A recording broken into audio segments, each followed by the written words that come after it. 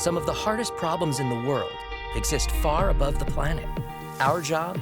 To launch the smartest solutions, to protect our satellites, clean up our clutter, to propel breakthroughs in propulsion, to learn more about our place in the universe, to outpace emerging threats.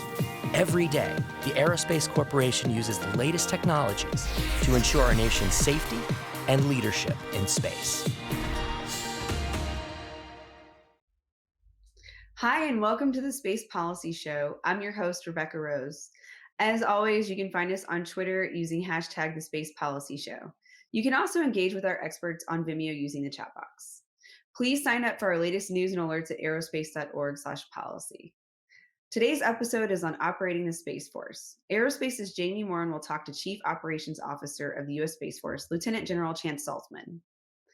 Jamie Morin is Executive Director of the Aerospace's Center for Space Policy and Strategy, and you may have seen him in a few of our past episodes. Lieutenant General Saltzman is the Deputy Chief of Space Operations for Operations, Cyber, and Nuclear, U.S. Space Force. He has overall responsibility for operations, intelligence, sustainment, cyber, and nuclear operations. Welcome to you both, and over to Jamie to get us started. Thanks very much, Rebecca. It is such a pleasure to have with us today on the Space Policy Show Lieutenant General Chance Saltzman, goes by Salty. He is our first ever Chief Operations Officer for the United States Space Force. I guess I could put that in more formal terms. He's the Deputy Chief of Space Operations for Operations, Cyber, and Nuclear Matters. That's a lot of operations. And so for that job, they really couldn't have picked a more qualified officer. Salty is a past graduate of the School of Advanced Air and Space Studies. He had a senior fellowship at Harvard, but he's really spent the bulk of the time in his career as a staff officer working planning and operations. And in the operational world, he's been in some really critical roles, including command at the SPOC. He's worked space control issues. He's worked for the NRO, and he actually began his career as a missile crew member. So I would say this is someone who's really seen just about every way that the United States leverages space for strategic gain, and how we turn space capabilities into strategic gain at the operational level. So that is an impressive background. We're lucky to have him. Welcome, Salty. Great to be with you again. Thank you very much, Jamie. Good to see you. So it's been a big last year plus now for the Space Force. As with any new organization, there's an effort to kind of write down the core principles, write down the goals, write down the values and the approach that this organization is going to take going forward.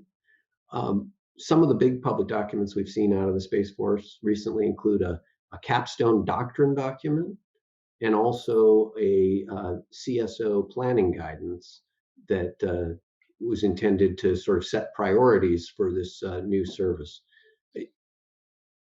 Most of our watchers have probably seen or at least heard of some of those documents. I wonder if you want to highlight for us what you think the most important elements are, and then maybe even more importantly, how do you see them evolving in the future? Because this is a rapidly changing organization doing some new things. Yeah, great question. And, I think people that have stood up new organizations, whether it's a startup, whether it's something as large as the Space Force, if you don't have clear priorities and clear vision and guidance from the senior leadership. And so I think that's just right out of the gate. That's the most important thing, is how do we focus our attention? How do we focus our limited resources? Very lean and agile organization, but if you can't focus that lean organization against what really matters and what the high priorities are, you could easily get overwhelmed by the thousands of tasks and thousands of decisions that need to be made on a day-to-day basis. And so I would say first and foremost, the capstone document, the first doctrine document for the newest service, really gave us kind of a language, a vocabulary for describing the environment, what it is that we're expected to do, what is it that we add value, where is the space domain contributing to the joint fight, and more importantly, and more operationally, at least for the Pentagon, I'll tell you this: that General Raymond's Chief Space Operations Planning Guidance, the CPG, has done an outstanding job of focusing us on the key priorities. What is it that matters this year and next? That's kind of the focus time frame. What is it that matters most in the near term that we need to focus our efforts on? Things like building a strategy for developing our people, making sure that our investments are prioritized around the key capabilities that we need to put in place early. How is it that what's the model that we're going to use to present our forces to combatant commanders? These are fundamental service issues. And so we are laser focused on making sure that we get those right out of the gate. And the capstone document and the CPG are instrumental in providing us that foundation. You're a weapons school graduate, the old PhD in tactical and up employment. You've worked at both current ops and future ops levels. Do you see the Space Force and the Guardians of the Space Force as having the skill sets they need to be effective in the future operating environment? We had a great conversation with Patricia Mulcahy a couple of months ago, talking about building that human capital. But just like a commander at any level has to know their people, right? Know themselves and know their people in order to know how they can employ. As you think about Space Force and how it's providing forces to the Joint Force, do you see gaps that you need to get after, and what are those? How can you prioritize? Well, I see opportunities. I mean, that's probably one of the better ways to describe this. Is for years, all the time I spent growing up in Space Command, Air Force Space Command at the time, we had the fortune of not having to really contest our domain in order to provide the capabilities that we needed to provide. And so that leads you down a certain path for training. You don't have to account for a thinking adversary because you don't deal with them on a day-to-day basis. It's more about, is your system operating properly? How long can you get it to last on orbit? Because it's so expensive to put these things up there that we really take the time and energy to make sure we get the most out of it on orbit. That's kind of how we grew up. And then in the last decade, things have changed radically. Our adversaries watched, they saw the tremendous strategic advantages we got from space capabilities. And so they started investing heavily in capabilities to deny us those advantages. And that changes everything, because once you have to compete in a contested domain, your training shifts, the type of equipment you buy shifts, your tactics, your concept of operations, the procedures you use, how you go about your business. Interference isn't just interference anymore. It may be jamming, and that's different. You go through a different process when you think an adversary is trying to deny you something. Those are just some examples, but it being a contested domain radically changes the skills, experience, and the training that our operators are going to have to bring to the fight. And so I think what you bring up is a good one. When we look to the future, are we going to be prepared? And so I see an opportunity that we have to advance our training. We have to advance the capabilities that we give our operators so that they are going to be ready for a high-end fight that could extend into space, is likely to extend into cyberspace. And we'll have to deal with those network challenges as well. And so, it's an opportunity to look to the future, see what the challenges are going to be, and then build the capabilities and provide the training to our operators so that they'll be successful. Do you think over time your operators will have to get more technical to respond to kind of unanticipated tactics and approaches that adversaries might be taking? I do. I mean, we are an extremely technical field. We don't see our assets. We remotely pilot all of our capabilities. And quite frankly, Kepler's in charge of a lot of our flying. And if you don't understand those literal astrodynamics, if you don't understand the rocket science behind it, it's really hard to visualize. It's not something this comes intuitively if you say, well, I wonder how these satellites are interacting, or I wonder how the RF spectrum is interacting with our antennas. I wonder how the atmosphere is affecting my signals. Those things aren't intuitive. And so you have to have this technical depth in order to understand the operations that you have to do, as well as how an adversary might overcome those capabilities and interfere, degrade, even destroy your capabilities. And so I think it is a technical side of things. But war is a human endeavor. And so I never miss the opportunity to say there is always going to be an art and a science to war. I definitely need our operators to understand the science of space operations, the science of the space domain. But when you start talking about things like deterrence, deterrence occurs in the mind of the adversary. And so there's an operational art. There's an art to what we're going to do in order to be effective and deter our adversaries from trying to take advantage of us and deny us our strategic effects. So, there's a little bit of balance of both. We got to still read Clausewitz. We still got to read Thucydides, despite the fact that we're going to have a heavy technical background in order to be operationally effective. You've operated quite a chunk of your career in the Pentagon and also at out in the field in operational roles, including with Air Forces Central, where you were the deputy commander for for Middle East operations. The and those of us that have worked on kind of crisis type issues in the Pentagon know just how important it is that the services have constructive relationships in terms of how they present forces to the combatant commands.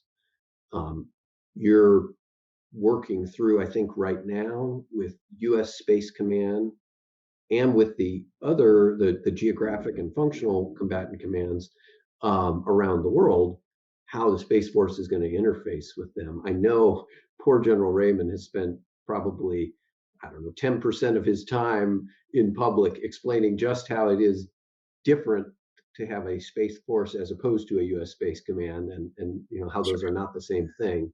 But down to the next level of detail, this is a pretty unique situation, right? We have one service and one combatant command, both of which have as their primary focus the space domain.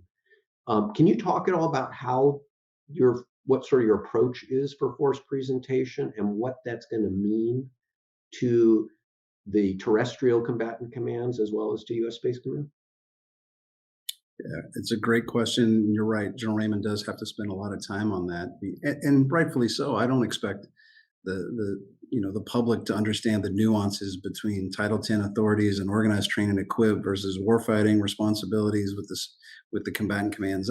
That's our business, and we have to understand it. And to the degree that they're able to separate those, that's good. But we have to be very clear in what these authorities and responsibilities are. And you make such a great point about the relationship between the Space Force and U.S. Space Command. There is no other relationship like it in the Department of Defense, where you have a service and a combatant command focused on the same domain. And so that's a great opportunity. We are going to leverage that relationship very much, very tightly, and collaborate strongly with U.S. Space Command, because we have to. We're part and parcel of the same. We're hand in glove. We're yin and yang, because the capabilities that we provide, the training that we provide to the operators, the concepts, the tactics that we develop, the testing we do for new capabilities, it's all to make sure that U.S. Space Command and then the other combatant commands can do their job effectively. And so it starts with U.S. Space Command. The vast majority of our capabilities have such a global effect and global impact, and they need to be managed at the global level. And so the vast majority of our capabilities and our operators are going to go to United States Space Command. It only makes sense. But there's going to be other combatant commanders who are dealing with very important threats and strategic adversaries, and they're going to be primarily thinking about how do they compete in all the domains. And so, it's important to think about deterring some of our strategic competitors in terms of, hey, just because they take an action on the land doesn't necessarily mean we're going to respond in the land. The most effective response may be in space, maybe in cyber, maybe at sea. And we're going to use that all domain approach to continue to create dilemmas for the adversary. And so as a result, the Space Force needs to provide all of the combatant commanders a commander and a cell of people that have that expertise to make sure that that combatant commander gets the kind of advice and nuanced input at the technical level of detail about what could be effective and what are the issues going to be. If the adversary does this, what is U.S. Space Command's capabilities to respond? What do we need to do regionally in those geographic combatant commands to respond in all domains? And so our idea of creating a service component in each of the combatant commands is primarily there to make sure that all the space capabilities that the Department of Defense brings to bear are effectively integrated and accounted for all the priorities that those combatant commanders have to set. And it's going to be a little bit before we put all the right structures in place, but that's the idea. Is we're going to have to be able to respond globally in all domains, and space will be an important part of that. Do you see ways in which we can leverage the day-to-day relationships and presence that the geographic combatant commands are managing relative to potential adversaries in order to send signals that will help us keep conflict from escalating to space, or leverage space signals to help keep terrestrial conflict from escalating? How do you think through those topics? Yeah, absolutely. And there's hundreds of ways to think through what you just described. Let me give you a couple of thoughts. One is partners and allies. One of the great asymmetric advantages of the United States is we work against competitors in a coalition environment. Is we have these mutual frameworks and understandings where we want to do the right things, and we want to do it as partners and take into account what the allies' issues are going to be and what our other partner forces' issues are going to be. And so that by definition means you're going to involve other countries in a region, which gives you power in that competitive space against an adversary. And then the second way to think about it is competition. Secretary Mattis a few years ago in his national defense strategy really outlined the fact that we are now back in an era of great power competition. And that was an important shift in our frame of thinking, in my estimation, because now when you have great power, especially nuclear powered adversaries, great power war is bad. That is really what we're trying to do. We want to protect and defend our capabilities and deter those adversaries from taking anything too far. And you do that through competition. And so in competition, you're constantly operating at that level below conflict. You don't want to be in crisis, but you also don't want strategic advantage to grow unchecked, or aggressive behavior to go unattributed and without consequence. And so the only way to do that is to be forward, be present in continuous contact with these adversaries as you're competing, and in all domains. And if you think that we're not competing in space, it's only because you can't look up and see the satellites interacting. We are, and we do compete there. And so I think it's just one more toolkit that our combatant commanders have to maintain this competitive environment, which allows us to monitor, observe, push, and pull so that we can avoid any kind of great power conflict. And that's the goal. Mm-hmm. Well, that makes a lot of sense. As you think about that mutual maneuvering and posturing and signal sending, that brings us to another topic that's been pretty central to whole of U.S. government dialogue and conversations with our allies and partners around the world for, the last 6-7 years now. And that's related to rules of the road or norms of behavior in space. Recently now we have a United Kingdom resolution that was adopted in the United Nations, for example, that was sort of charting a path toward building some common understanding of what responsible behavior is, what it means to show due regard for others, legitimate interests in space. As you think about having a common understanding of what responsible behavior looks like in space, just like we do on the high seas, and that we rely on to de-escalate potentially tense situations? Yeah, absolutely. And it starts with identifying and describing and defining those norms of behavior. What does responsible behavior look like? Step two is then we model that behavior, and we encourage our partners and our allies to model that behavior. And the idea is that you build this groundswell of responsible behavior on orbit. And quite frankly, nobody benefits more from going back to a benign environment where people operate safely without interference in terms of what's going on in space than the United States. And so that is the goal. And we believe that if once you establish those rules, those tenets of responsible behavior, a couple of things happen. One is it makes it easier to see when somebody's acting irresponsibly. By standardizing effective responsible behavior, all of a sudden the rotten apple sticks out, and that allows us to then hold that nation, that actor, even that company accountable if they're not executing procedures or policy that's consistent with those responsible behaviors. And again, that has that snowball effect. Once you start having consequences to those actions, it pulls people back towards the norms because, quite frankly, it's cheaper and it's the path of least resistance to go along with those norms. Are there specific behaviors that you see out there that are of concern to you right now that you think people need to knock it off? Well, I mean, it won't, none of this will surprise people. I mean, if you're operating too closely in an aircraft to another aircraft or from one ship to another, that's a concern in the air and on the sea. So it would stand to reason that if you operate too closely in space, that's a safety concern. Certainly RF interference. A lot of RF interference is unintentional. They don't know and they don't realize that their bandwidth leaks out and causes problems for other users. But we can call that out and correct it and put it back in the container. So some of it's unintentional, but some of it is intentional. And so it just interfering with freedom of maneuver, anything that's unsafe. These are not inexpensive capabilities to put on orbit. So anything that jeopardizes the longevity of those satellites is something that we're going to be concerned about and try to keep that behavior responsible.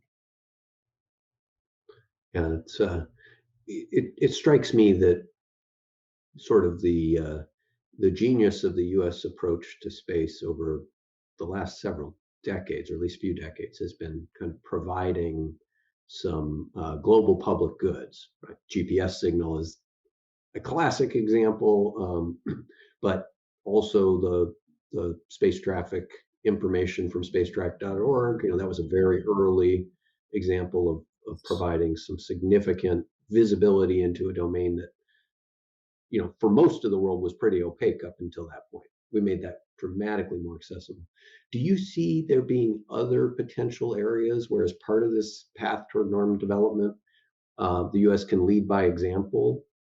I know there's a lot of goals, out there for moving to enhanced space traffic management, some of which is moving toward more specialized services that people would actually pay for, maybe not from the U.S. government, but from other providers. But do you see other areas where we can kind of lead by example and show our partners and allies how a safe and secure domain is to everybody's advantage? Well, you certainly hit on the big ones. I would say expanding those capabilities so that we have more insight into what's on orbit. Debris is a problem. And maybe some people don't know that debris is routinely generated from space launches, for example.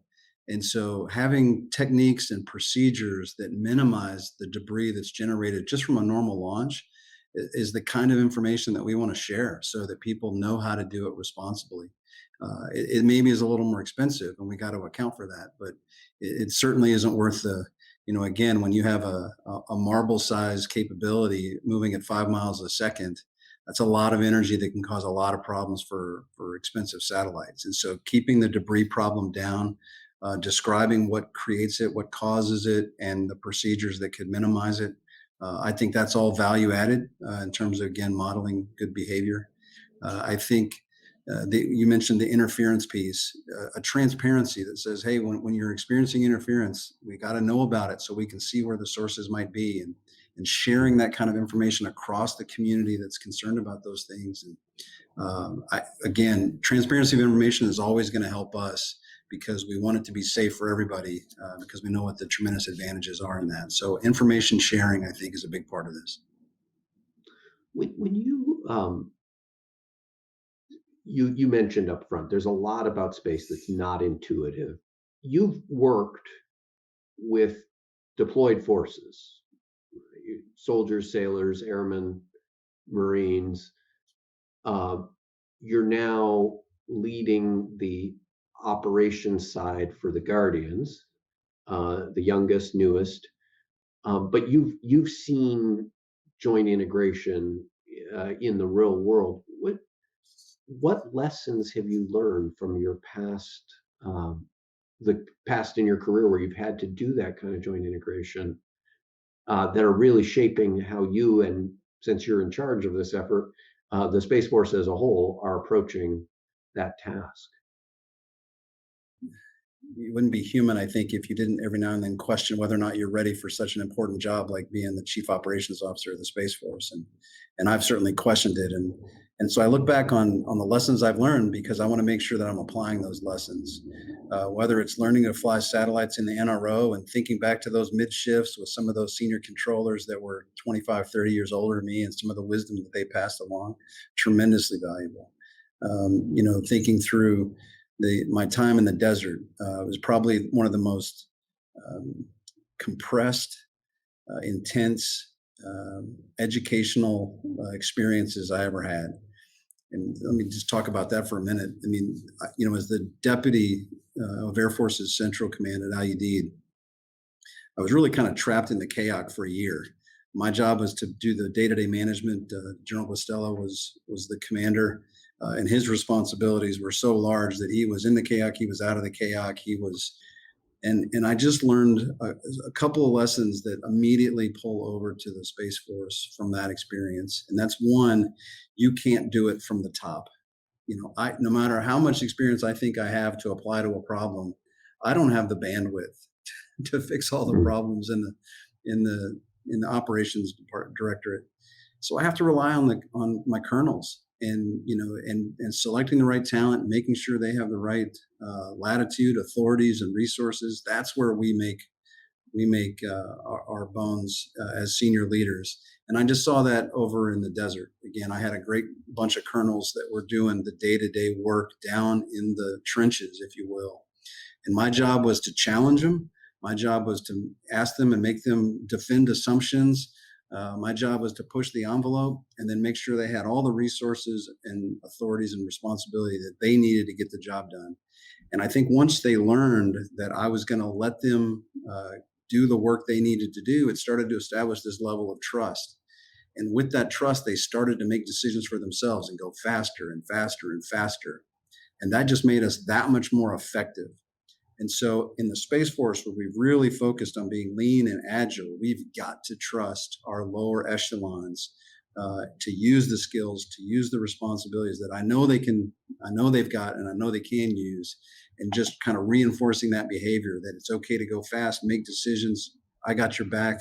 We'll give you the resources and overcome the challenges. That's a big lesson that I learned, is to go fast. You got to trust and move things down lower in the echelons. So building on that point, General Saltzman, there's a huge advantage in agility and pushing down to the lowest possible level. That's a pretty big cultural change for space operations, right? Historically, our space operations outside of the most routine have had very careful policy and strategic level oversight, because they're visible to the whole world, right? And they're closely associated with nuclear strategic capabilities, lots of good reasons. I remember seeing things even when we were doing activities like tweaking the GPS constellation, right, in order to deliver improved service in specific areas. Big debates over those in the past.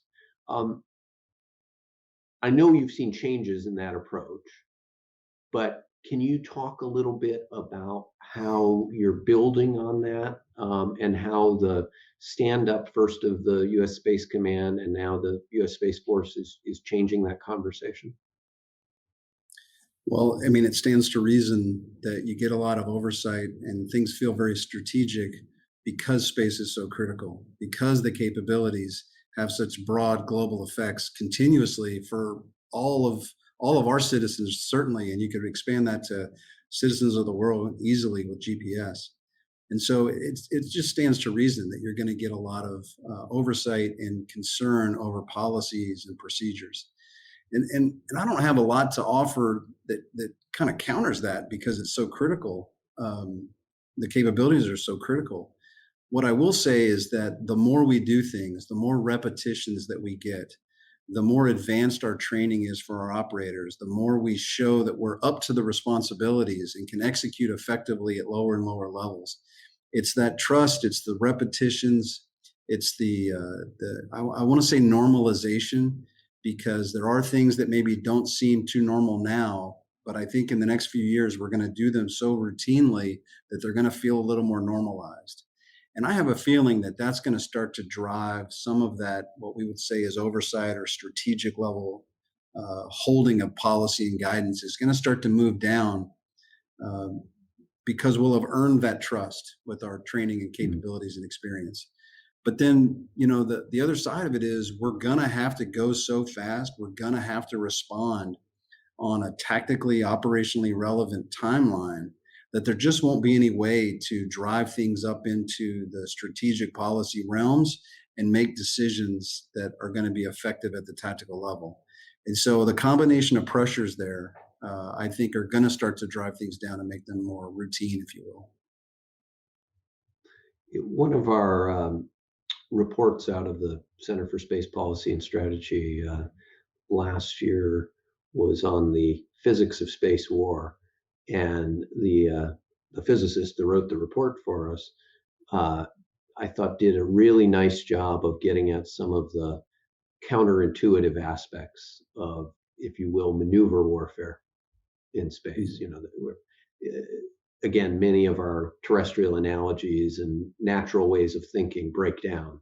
But she made a great point that there's some things in the space environment which is you absolutely have to think of as moving extremely fast. And then there's other things that you actually need to think of as happening quite slowly, playing out over time. Plane change maneuvers and things like that are quite consuming, quite time consuming, unless you want to burn a tremendous amount of energy for it. And I thought she did a nice job of kind of disentangling how we have to think through what a positional warfare or even peacetime competition where one is seeking to concerns in a potential adversary might look. Again, that takes me back a little bit to the people issue, since these things are not easy to wrap your brain around.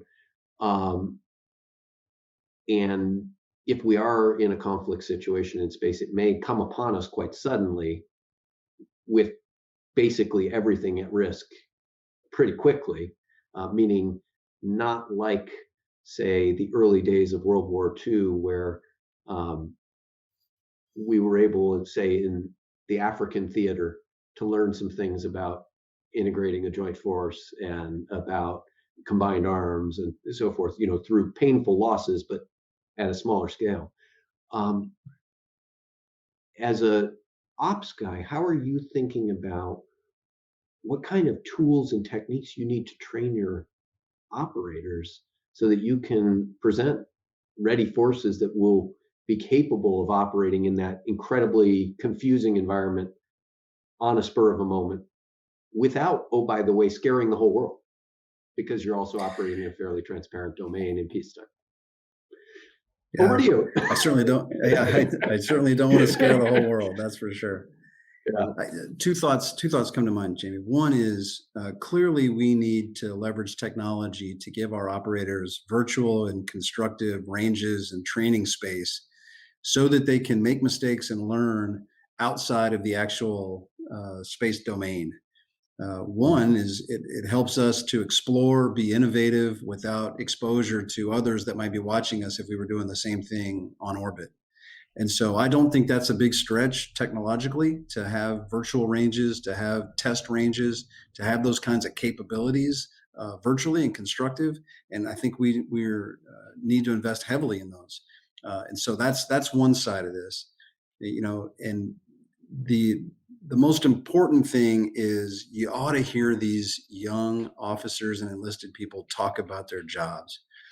If you go to a space flag and listen to some of the debriefs, it would blow your mind. The way that they are seeing their battle space, if you will, the way they are visualizing the tactics, the procedures that they need to, they have a conceptual understanding of this in a way that I struggle with sometimes. And so part of this is just generational. They're growing up in a far different space environment than I did. And so they're asking different questions than I did. When it was just closing a link so that the RTS could connect for a normal telemetry support, that takes a certain skill set.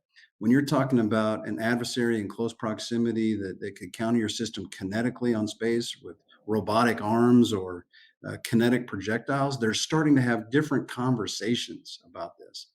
And so we need to give them the tools, the simulators, the virtual ranges to really explore in that space, test, make mistakes, try something against a thinking adversary who's also playing against you in that virtual space.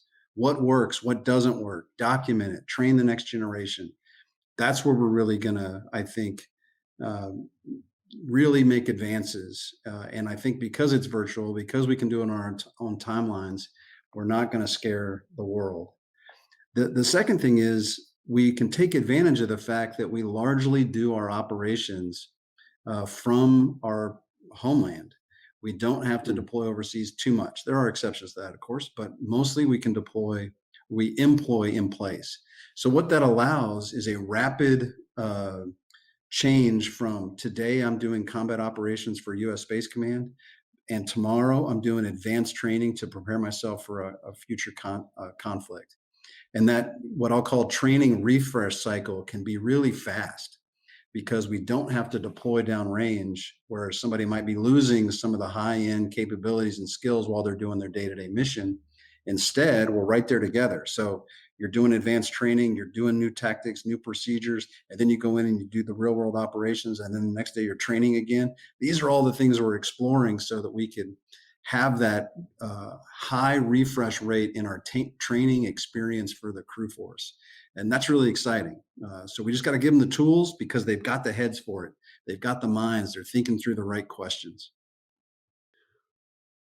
Thanks very much for that. As we look to the future, you're in this role of first ever, right? First ever to be a chief operating officer for this new service.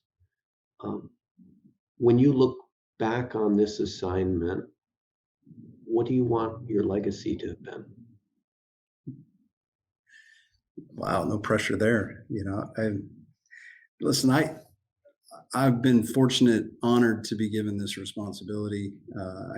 No kidding, I wake up every day with my mind is just spinning, trying to figure out what should we do today? How can I add value today? How can I harness the tremendous effort that my team gives me every day? And I know the same is true out in the field. How do I harness that? How do I get the most out of them? And it's daunting sometimes, but exciting, very exciting.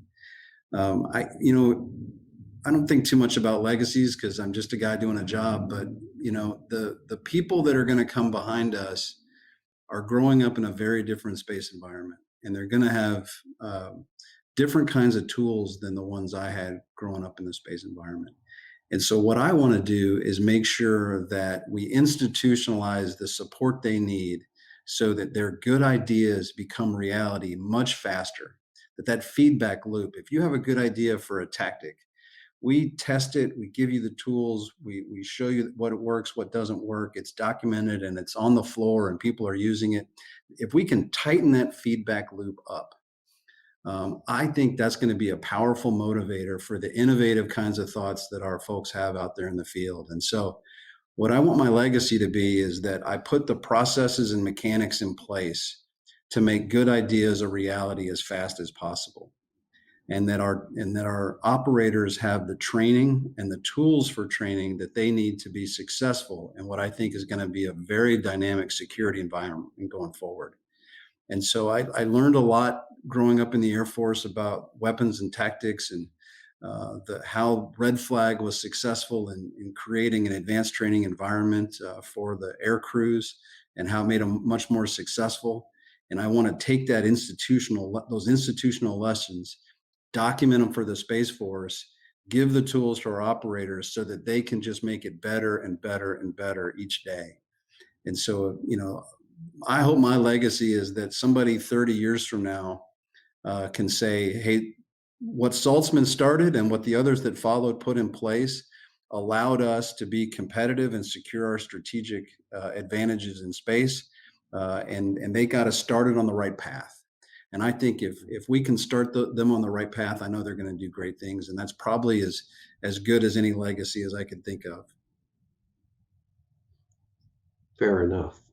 You mentioned your experience growing up in the Air Force. So I want to take that as a jumping off point for just one final question here, which is, well, a little background. So as you know, I had the privilege of working 5 years for the Department of the Air Force and then 3 years for the Secretary of Defense.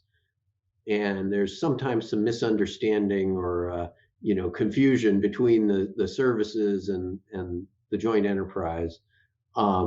And both sides sometimes see the other as a caricature.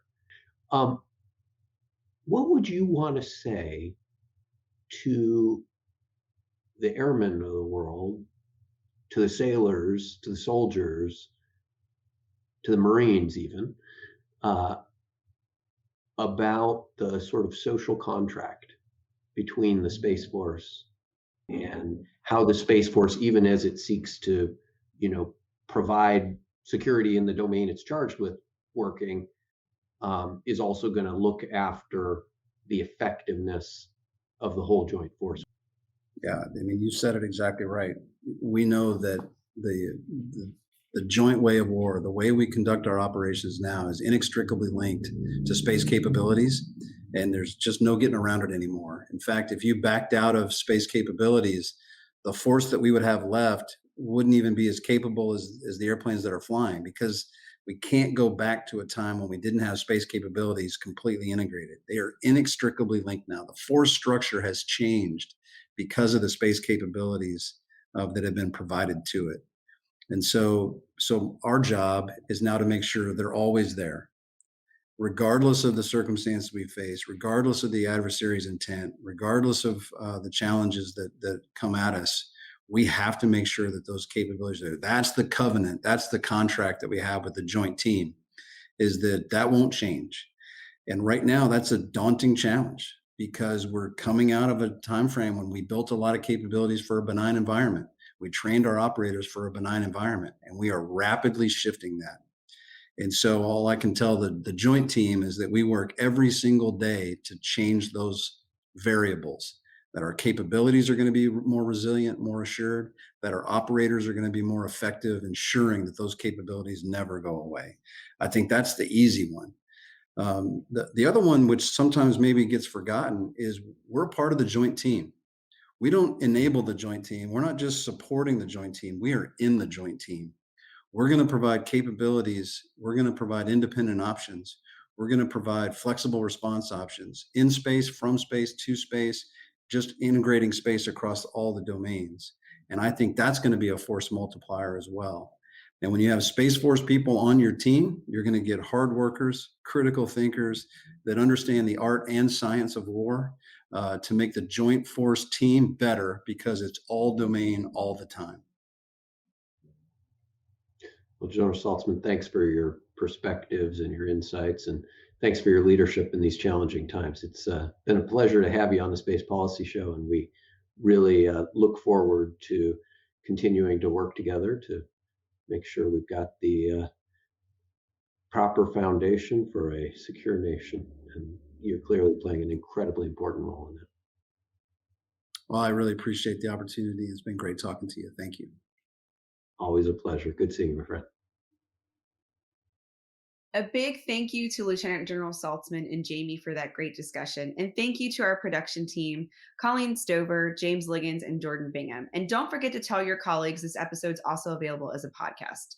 As always, check us out on Twitter using hashtag the Space Policy Show and sign up for our news alerts at aerospace.org/policy. We look forward to having you tune into our next episode. And until then, take care.